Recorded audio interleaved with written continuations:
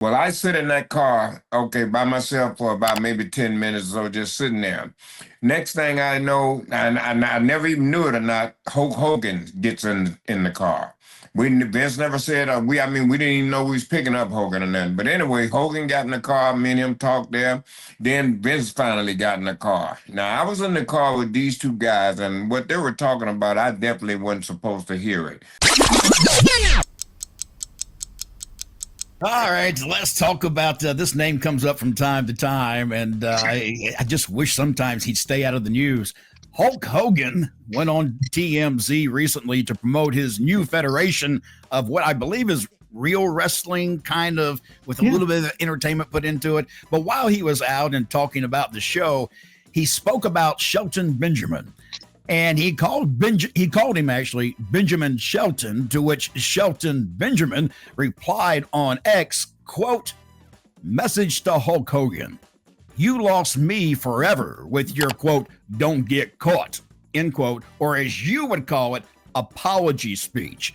So rather than screw up my name and pretend we ever had any sort of camaraderie, which we never had, please do me a favor." And then he throws up a gif of Will Smith at the Oscars saying, "Keep my name out your mouth," end quote.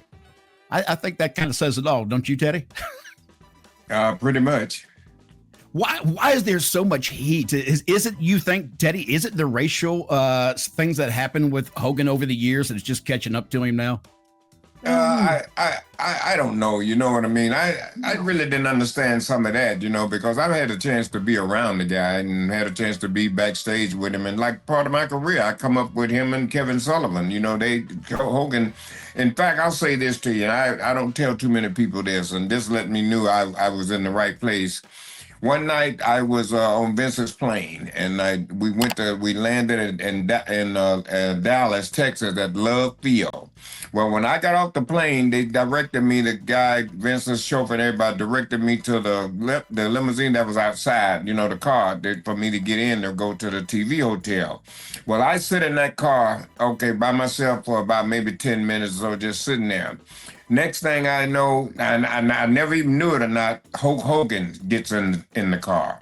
Vince never said, we didn't even know we was picking up Hogan or nothing. But anyway, Hogan got in the car, me and him talked there. Then Vince finally got in the car. Now, I was in the car with these two guys, and what they were talking about, I definitely wasn't supposed to hear it. And I done forgot it. That's how bad I didn't want to hear it. But what they let me know is that if what they were saying, if they were cool enough to say it in front of me, they were letting me know I was okay. Now, I had the opportunity to be in the car with them. Bill, what do you think is the No, this was nothing racial. This was just Hogan. He forgot the guy's name. He thought it was Benjamin Shelton. That's simple. I understand that, but people are just looking at this wrong. Well, I agree. I think that it could be looked at wrong, but it still happened, and you still got those hurt feelings out there that seem to exist and have for many years now. Well, wait. If I'm Shelton Benjamin, I'm saying this guy doesn't even know my name? That's what I'm saying if I'm Shelton Benjamin. But I'm not taking this racially at all, and I don't think Shelton Benjamin took it racially either. I just think he's surprised that Hogan didn't know that the name was wrong.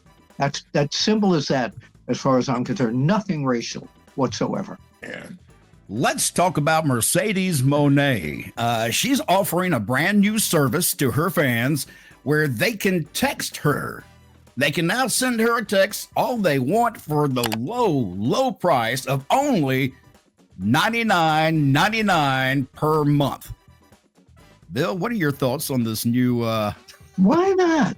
Why not? She's enterprising. She's going to make a lot of money doing that. I think it's a great idea, and it's probably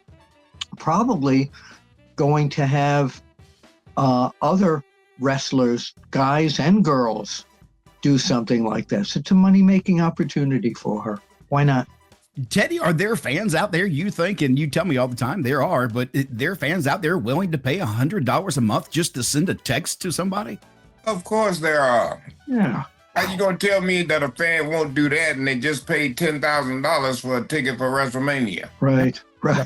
Okay. I would love to know the numbers after a year of how she did with that, because that's just incredible to me. Because you know how hard it was back in the early days. We didn't have the internet, we didn't have social media, and getting things out there and promoting yourself and shows was a lot more difficult than it is now. Well, it's just like, once they come out with that OnlyFans, that's when it took off. Yep. We had the 900 numbers. Yep. Yeah, we Yeah. we did actually.